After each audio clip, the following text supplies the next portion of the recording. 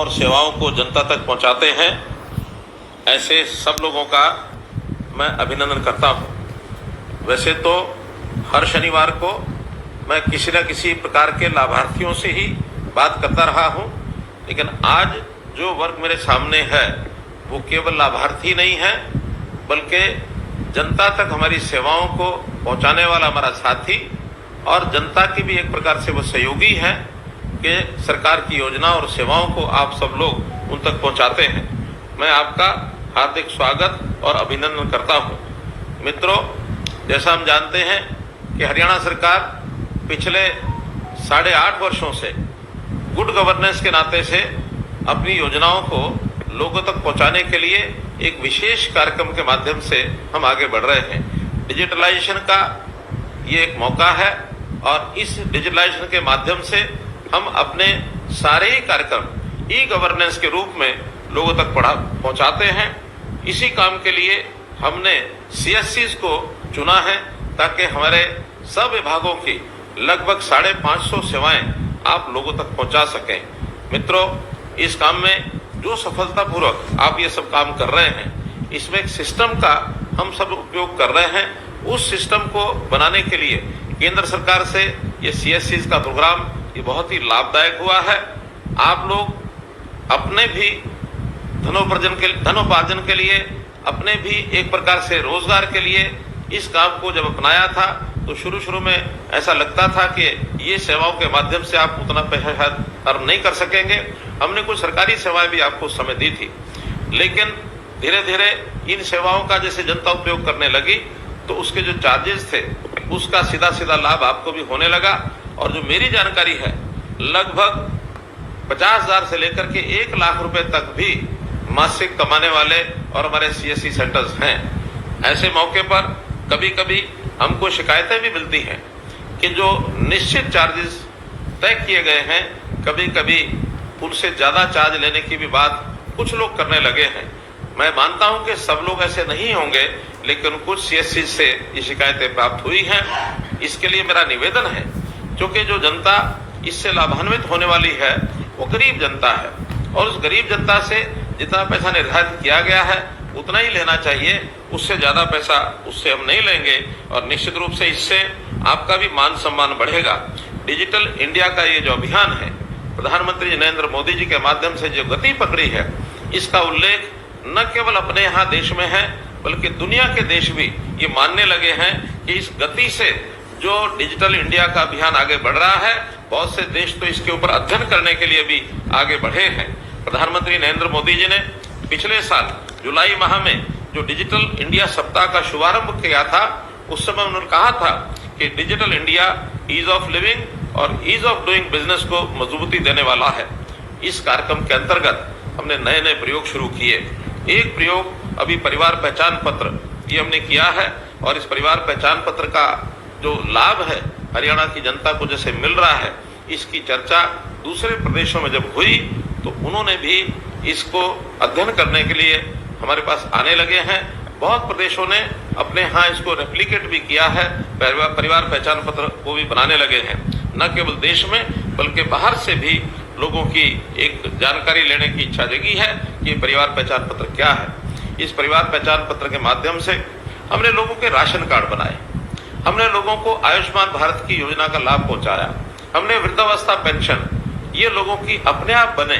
60 वर्ष की आयु के बाद व्यक्ति थोड़ा लाचारी का जीवन व्यतीत करता है तो उसको कहीं भी सरकारी दफ्तरों में चक्कर न काटने पड़े, कोई दरखास्त न देनी पड़े, कोई दस्तावेज लेके न चलना पड़े, तो उसको अपने आप घर बैठे 60 वर्ष के होने के बाद पेंशन देने का काम ये हमारा सेवा विभाग वो कर रहा है और इससे हमारे जो लाखों लोग इससे लाभान्वित हो रहे हैं।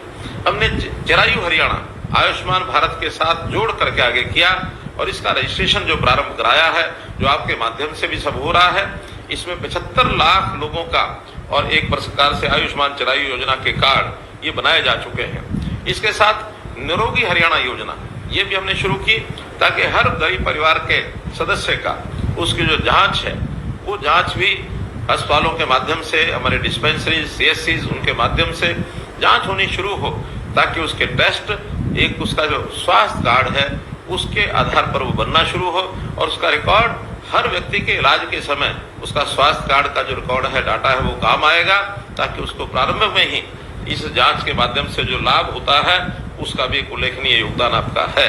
तो हम लोग धीरे धीरे ऐसे बीपीएल परिवारों को ये जो सब लाभ पहुंचा रहे हैं, इन लाभ को पहुंचाने में अपना अपना जो योगदान है। हमारे यहाँ एक कल्पना की गई है कि सरकारी योजनाओं का लाभ सबसे पहले गरीब व्यक्ति को मिलना चाहिए। इससे पहले क्या होता था कि योजनाएं तो गरीब के लिए बनती थी, लेकिन उसका लाभ उठाने के लिए गरीब को छोड़ करके बाकी लोग जो थोड़ा दबंग वृत्ति के होते थे, जो योजनाओं का लाभ उठाने में बहुत ही माहिर होते थे, वो सब जाकर के योजनाओं का लाभ उठाते थे और गरीब आदमी पंक्ति में खड़ा रह जाता था। लेकिन अब चूंकि हर निश्चित व्यक्ति को उसका लाभ ये अंकित है कि इसको क्या मिलेगा, उसको सूचना दी जाती है कि ये लाभ आपको मिलेगा। उस लाभ को लेने के लिए वो आता है और आपके यहाँ सीएससी सेंटर्स पर वो सूचना देता है और उसके हिसाब से आप ऑनलाइन फॉर्म उसका भर के दे देते हैं। एक बहुत बड़ा लाभ उसको होता है। हमेशा सीएससी की तरफ वो देखता रहता है। जब भी उसको योजना को लेनी होती है, उसका ध्यान सीएससी की तरफ जाता है। सीएससी का काम एक प्रकार से हमारे यहाँ भले ही नया है, लेकिन बहुत सक्सेसफुल तरीके से आगे बढ़ गया है। वो आपकी दुकान को सीएससी के नाते से जानता है। हमने अटल सेवा केंद्र आस्क नाम से भी उसका नाम प्रचलित करना शुरू किया था, लेकिन फिर भी जब भी पूछो कि कोई सेवा कहाँ मिलेगी, सीएससी पर मिलेगी। तो सीएससी का मान सम्मान ये बहुत बढ़ गया है। इसका जो लाभ उनको निरंतर ऑनलाइन मिलता रहे, इसलिए आपकी व्यवस्था जितनी बढ़िया होगी, उस व्यवस्था के नाते से आप लोग जो उनकी सेवा करेंगे। और इस नाते से जो जानकारी मुझे दी गई है कि लगभग 30 से 35 हजार सीएससी के ऊपर ये सेवा उनको दी जा रही है। आप लोग साक्षरता के अभियान को चलाने वाले एक प्रकार से डिजिटल सक्षम भी हैं और साथ में साक्षर भी हैं। साक्षर व्यक्ति, पढ़ा लिखा व्यक्ति जब इस प्रकार से काम करता है तो उसका निश्चित रूप से लोगों में एक सम्मान बढ़ता है। पिछले 5 मास में इस डाटा का जो उपयोग करने वाले जो लोग हैं, जिनको हम सेवाएं दे रहे हैं, 9,36,000 गरीबों के स्वास्थ्य की जांच हुई है। 62 लाख लोग lab test 62 lakh lab test ये सब किए गए हैं। तो ये सब आखिर तो इस हिसाब से हुआ है। परिवार पहचान पत्र के हिसाब से जन्म मृत्यु इसका पंजीकरण भी हमने किया है, ताकि जन्म और मृत्यु का जो पंजीकरण करने के बाद जो परिवारों का डाटा है वो रियल टाइम बेस उसकी संख्या ये हमारे पास होती है। बच्चे 0 to 6 ये जो बच्चे हैं, इनका हम अलग से हमारा जो WCD डिपार्टमेंट है उसके माध्यम से उनकी चिंता करते हैं, उनका ख्याल करते हैं। 6 से लेकर के 18 वर्ष तक की आयु के जो बच्चे हैं, उनका स्कूल की शिक्षा में उनका कितना दाखिला किस स्कूल में हुआ है। कुछ बच्चे जो न प्राइवेट स्कूल में जाते हैं, न सरकारी स्कूल में जाते हैं, आखिर उनकी तलाश करना ये भी हमारे लिए इसी के माध्यम से संभव हो पाया है। इसी प्रकार जो 18 साल से 25 साल के युवा हैं, ये हायर एजुकेशन का डिपार्टमेंट उसको जो है ढूंढता है, उसको एजुकेशन के नाते या स्किलिंग के नाते उसको काम में लगे, ये प्रेरणा दी जाती है, ताकि बड़ा होकर के अपने व्यवसाय को वो कर सके। इसका भी उसको जो लाभ है इसी परिवार पहचान पत्र के माध्यम से मिलता है। इससे ऊपर भी व्यवसायिक लोग, जो लोग 25 साल से 40 साल तक के हैं, जो एक प्रकार से युवा और यानी एंटरप्रेन्योरशिप में अपने योगदान को आगे बढ़ा रहे हैं, उनका ध्यान भी हमारा जो युवा और यूथ एम्पावरमेंट का जो डिपार्टमेंट है वो उसको ध्यान रखता है। 40 वर्ष से लेकर 60 वर्ष से ऊपर के लोग, सेवा विभाग इनकी चिंता करता है, ताकि उन लोगों की कोई समस्या है उसको भी हम ध्यान रखें। उनकी पेंशन बनी है अथवा नहीं बनी है, इसकी हम चिंता करें। उनको राशन मिल रहा है कि नहीं मिल रहा है, उनको आयुष्मान कार्ड का लाभ मिल रहा है कि नहीं मिल रहा है, ये सब चिंता सेवा विभाग करता है। और जो जो सेवाएं उनको मिलती हैं, आखिर तो उनको अप्लाई करने के लिए हमेशा ये कहा जाता है कि जाइए अपने गांव की, मोहल्ले की जो सीएससी है वहां जाकर के आप अप्लाई करिए, और अप्लाई करने के बाद ऑनलाइन सेवा सब पहुंच जाती है।